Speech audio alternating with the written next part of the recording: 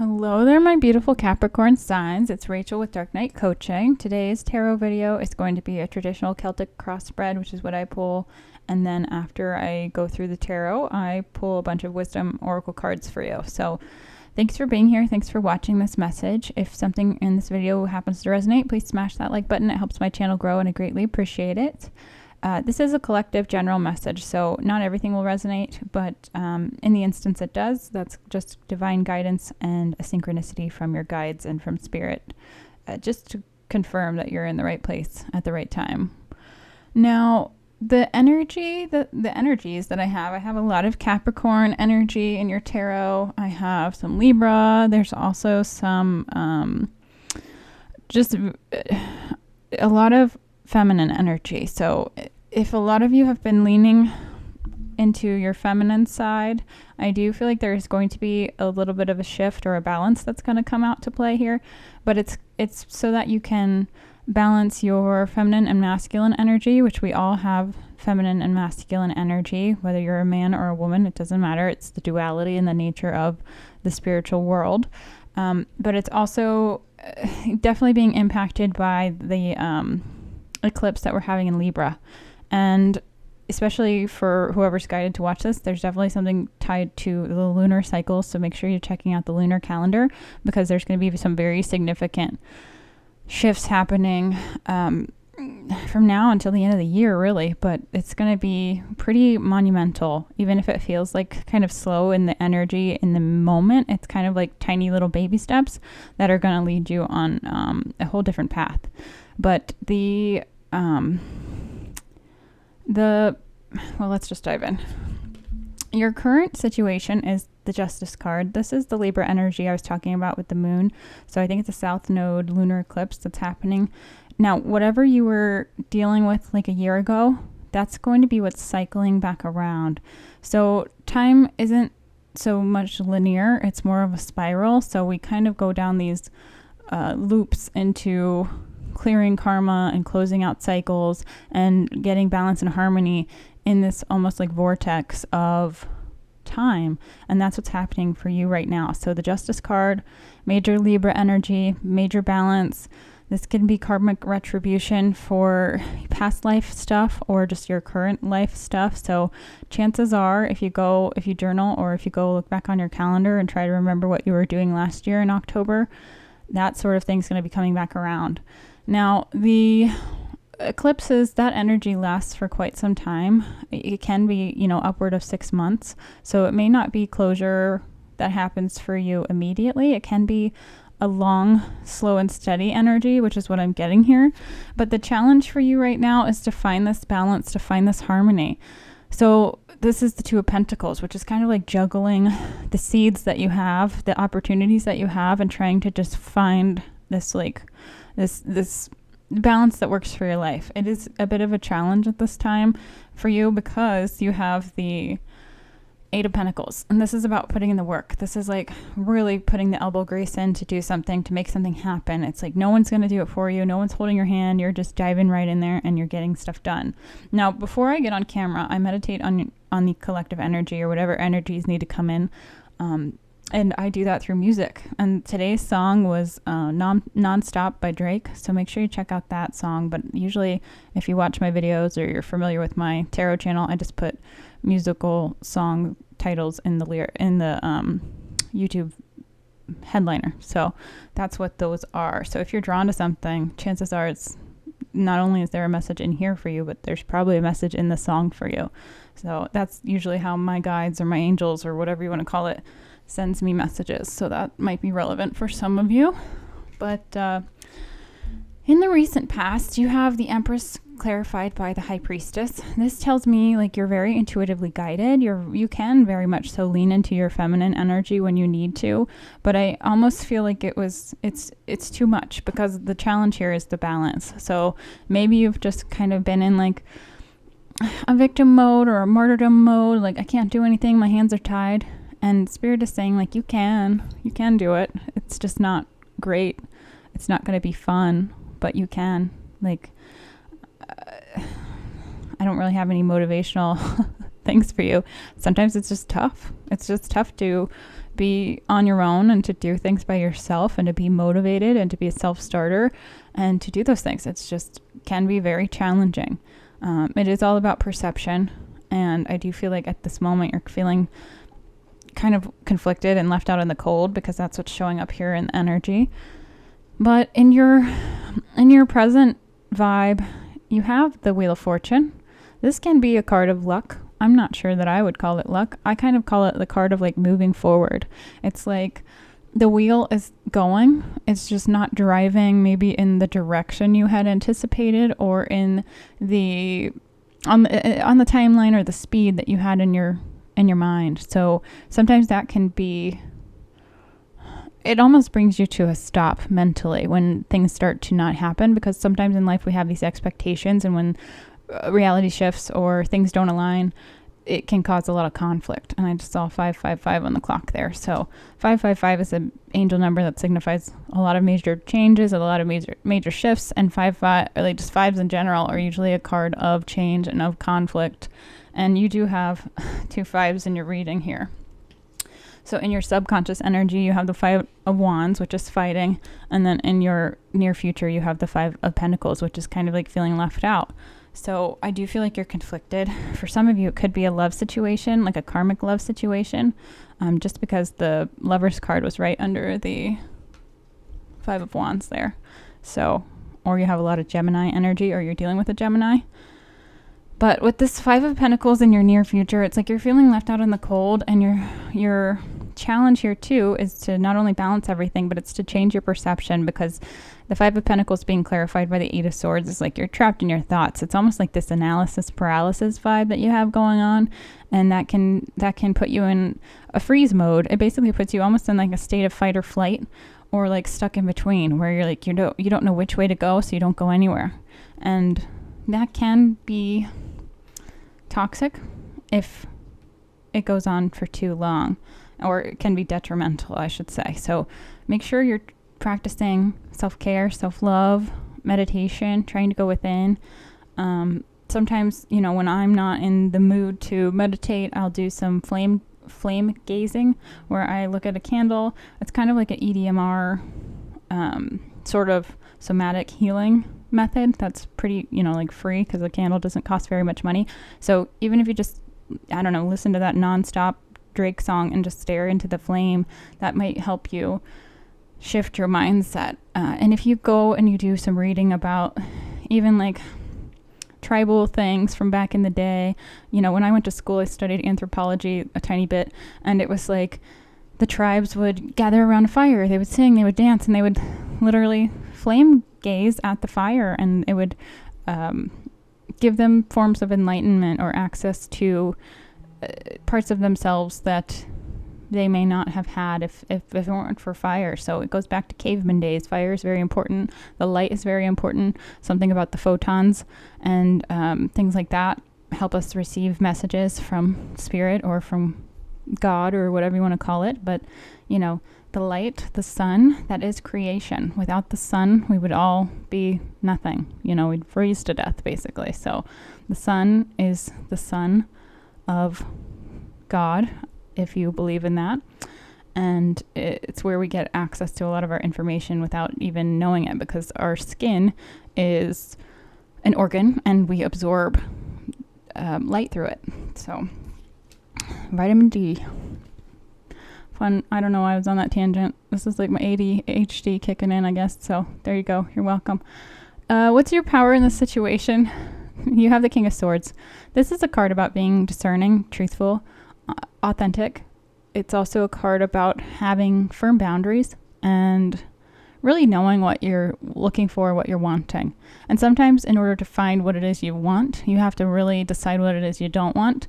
And that can help, you accumulate a list. So it's like if you've been feeling left out in the cold and trapped in your thoughts and you don't know what you want, just start writing down what you don't want. And chances are you're going to end that cycle, because you're really seeing and reflecting and realizing like, that was toxic. I don't want to do that again. It's like putting your hand on a hot stove. Like, how many times are you going to do that? Hopefully not more than once, But sometimes life gives us lessons, and if we don't learn the lessons, the universe sends someone else so we can almost repeat the same exact lesson, but just with a different person. It's kind of like putting lipstick on a pig and they just send a different pig. And it might take you a while to learn it. It just depends on your journey, the divine timing, and if you're like mentally, physically, emotionally prepared for moving forward. Now, how does this affect people around you? You have the Devil card. This is a card of ego, pride, lust, gluttony. Think of all like the 7 deadly sins. That's kind of how I think of this card. It's like people maybe see you as being some of those things, but we all have shadow sides. So as long as it's not detrimental to your health or to someone else's, general well-being or whatever, who cares what people think? Like, as long as you're leading with your heart space and you're coming from a place of true and pure intention, which I do think you are, because the King of Swords card is almost like it reminds me of like the throat chakra. It's a place of authenticity. It's a place of truth. Now, sometimes in this crazy world, when you tell the truth, people hate you. They will, because they're not able to be honest with themselves. So maybe people see you as being like a devil's advocate or being rebellious, whatever. Sometimes you have to be, and that's just a choice you have to make if it's worth it to you or not. Now, what's your hopes and fears at this time? You have the Temperance card. This is a Sagittarian card. It's also Archangel Michael, and he's pouring these cups, which this one also reminds me of the Two of Pentacles. It's like trying to balance emotions. So you're trying to balance this like 3D tangible world and this 5D spiritual world. And in your hopes and fears, it might feel maybe you're afraid to really dive in on an intellectual level or an emotional level because you've never done it before. Maybe you're hopeful that something will come of this, but I do feel like this is a slow moving energy. So it's not going to be like this epiphanous instant shift. It's going to be divinely guided and divinely timed when you need it to happen. And sometimes, when we get guidance or messages from spirit, it's just on their timeline, not on our timeline. And the understanding of why or when or whatever is unknown to us usually until it happens. And then it's like, that's why I had to wait so long. That's why this is coming back around. And I feel like you're going to have that like clarity pretty soon. It's just going to be tied to the lunar cycles for sure, because in the outcome you have the Six of Swords. The Six of Swords is a mental stimulation card. Air, like swords are air energy, and that's all about your headspace. Now that was clarified by the Moon card, and the Moon card is like something you don't see. So it's like you're not quite understanding why you had to go through a situation or why you had to be involved with a certain person, why, maybe why you let something go on for so long, but the clarity will be coming with the Moon. So again, I just feel like the Libra eclipse is a significant shifting, and it's a slow shift. That's going to take place over the next 6 months for you. So it's maybe even 5 months because of the Five of Pentacles here. It's not a very fast energy, which I think it feels unfortunate to me, because I feel like sometimes in life we want to have that like remote where we can fast forward and just like get something over with, and that's not how it works. So slow and steady is going to win the race for you. But that's what I have for tarot. Hopefully that part of the video helped. If it did, please smash that like button. It helps my channel grow, and I greatly appreciate it. I am going to pull a bunch of oracle cards for you. I have about 10 decks that I pull cards from, and these are usually just cohesive messages from spirit. Wow. Yeah, a lot of you are evolving for sure. There's a lot of energy about evolution, and I feel like that's beginning with involution. So involution is like the microcosm of the macrocosm. It's like as above, so below, as in, as without. Like it's just to have external change, you need to change internally. And that's also tied to raising your vibration, raising your frequency, which is science. That's energy. That's can be tangibly proven. And people do have the power to change their lives, which is relevant here. I have the power to change my life for the better. It may not feel like it at this time, especially if you feel left out in the cold, but it is a slow shift. It's a slow shift that maybe people don't see. They don't see your intention. They don't see you clearly. That's because they're living in their lives from an ego space, and they may not ever see. They cannot meet you at a level for which they have not met themselves. And I feel like that might be leaving you feeling left out in the cold or feeling a bit lonely, because sometimes we have to isolate in order to heal, and the people that we have surrounded ourselves with before may not be able to go with us because they're not doing the work. Now you also have the moon card again. Sorry, the sun on that is bad glare. It says, escape from the black cloud that surrounds you, and then you will see your own light as radiant as the full moon. Yeah, again, that's just that left out in the cold energy. Trying to be in the present moment is vital. You have the here and now card, number 32. When we look too far into the past, that causes regret, remorse, grief. When we look too far into the future, that causes anxiety. So the fine balance, the juggling, is like being here in the now, balancing spirituality with practicality, and just trying to find a harmony spot. And it's like, it's not all the time. I feel like if you can be happy 30% of the time, sad 30% of the time, and just mediocre 30% of the time, you're probably in a good spot, because that's kind of just like the ebbs and flows of life. Now, what's the other 10%? That's up to you. I don't know. Maybe that's just throwing yourself into creative passions. But I do feel like knowing that it's normal to be cyclical is important, and that's why the moons are very important. The moons are tied to the tides, which is tied to water, which is tied to our emotions, and it's a cycle. And it's also tied to Mother Maiden Crone. So if you don't know what that is, give that a Google. It's very much so tied to the Trinity, which is Father, Son, Holy Ghost. It's also tied to the Triquetra. If you don't know what that is, give that a Google. And the Triskelion. So everything works in threes, which sounds a little strange if you've not done much research, but you have the feminine, the masculine, and then the coexistence of both of those when you combine it, and that's 3. So when you can balance this feminine, masculine energy, you become an earth angel.